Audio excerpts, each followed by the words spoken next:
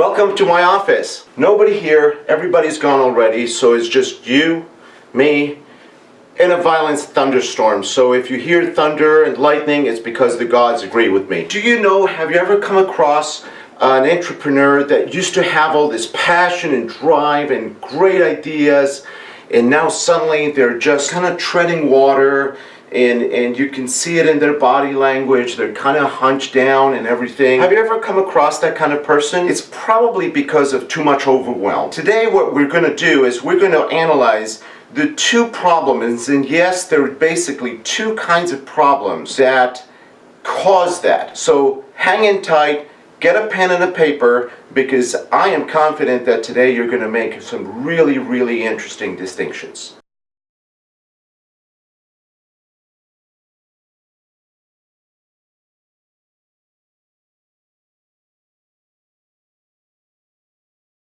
Some time ago, I started thinking, Carlos, you talk on a regular basis, mostly entrepreneurs, for the last 20 years.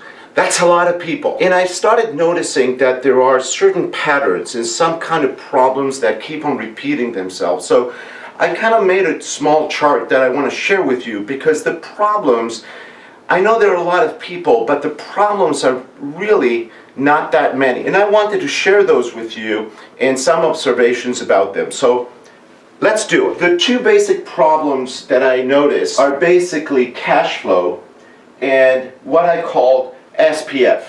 And SPF is not sunblock or anything like that. It relates to single point of failure. This is a big, big subject, and I'm going to address this one of these days.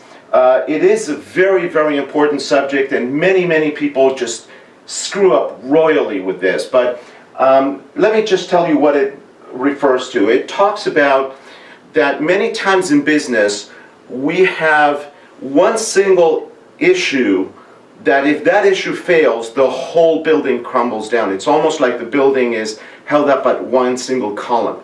And the good thing about that is that we can anticipate that, and if we do, then we avoid ourselves a whole bunch of headache and stress. So we're going to talk about that at in some future video. But what I want to discuss with you today is this big other subject, which is cash flow. And cash flow has nothing to do with being profitable or not. It has to do with, do I have money to operate or not? It's as simple as that. Now, let's drill down a little bit deeper, and I want to share with you just basically three different kind of cash flow problems. And there are not more than three. The first one has to do with growth.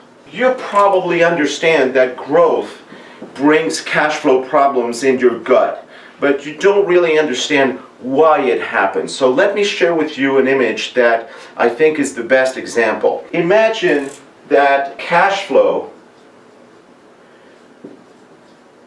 equals the blood in a body. And here we have a very tiny kid, a baby, and that body of that baby works perfectly well with a certain amount of blood. All the organs work efficiently, the baby is smiling, mother is happy, and the baby is happy. Fast forward the movie 20 years, and you got the body of a grown-up like you and me, and let's assume that we're trying to have the body of the grown-up working efficiently with the same amount of blood as that of the baby. Well, as you can imagine, that is not going to work very well.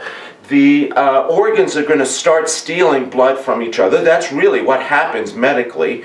And this body of the grown-up is just going to be a disaster and probably go into arrest and all this kind of problems. You probably by now know where I'm heading with this. If we're growing a company and expecting it to work efficiently with the same amount of cash flow than a smaller company, that is not going to work.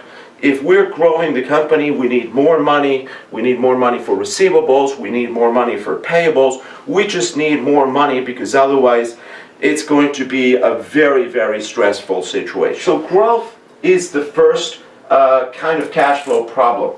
The second kind of cash flow problem is what I call a structural problem, and that quite simply is when payables and receivables are mismatched. Let me give you an example.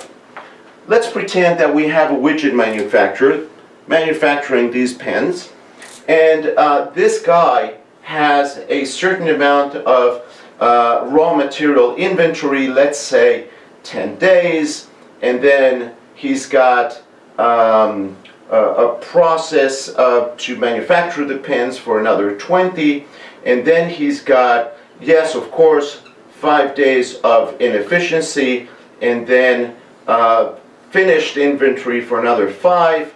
At this point, he produces an invoice and he sells the product, and when he sells and delivers the product, he produces accounts receivable and collects in another 45 days, and here he sees his money again. Now all of this was also 45 days. Now here's the challenge. The challenge is that our guy, this entrepreneur, had to make payments over here for all these expenses, payroll, vendors, taxes, and so on and so forth, and he does not see his money until really the end of the 90th day. Now somehow this entrepreneur needs to fill up this gap, because if he does not have the cash flow, he is going to be really upsetting a whole bunch of people here, his employees, his vendors, and so on. So somehow this entrepreneur needs to fill up this gap. And the third is what I call simply emergencies. An emergency is a widget manufacturer has a van or a piece of machinery. The piece of machinery goes kaput and he absolutely needs it. It's an emergency, and if he doesn't, then he cannot deliver the product and he's got a problem. That creates obviously a cash flow problem right there. All these three different situations, there are solutions for each one of them, and the challenge here is to pick the right solution for each problem. Let me explain what I mean. Let's pretend that I get a loan that is going to amortize, meaning that we have to return the money in a very short time. Let's say, as a quick example, 6 months or 9 months. I get this loan because I'm growing the company, and I get this loan that is going to, I think, help me out with my cash flow headaches.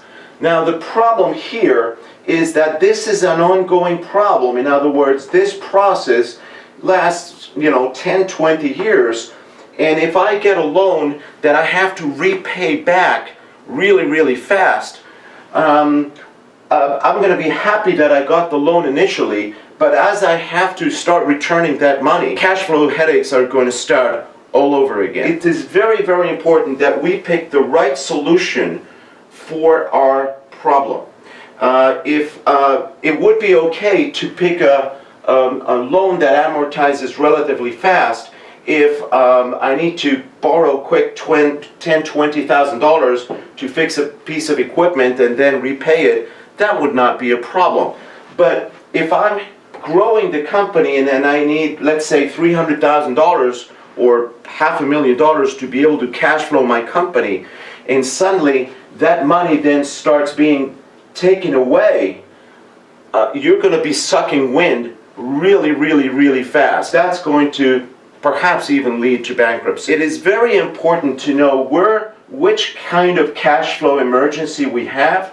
If it's an emergency, whether it's structural or whether it's growth, and then pick the right solution for it. By the way, some of these could be combined. We could have a structural challenge and a growth challenge.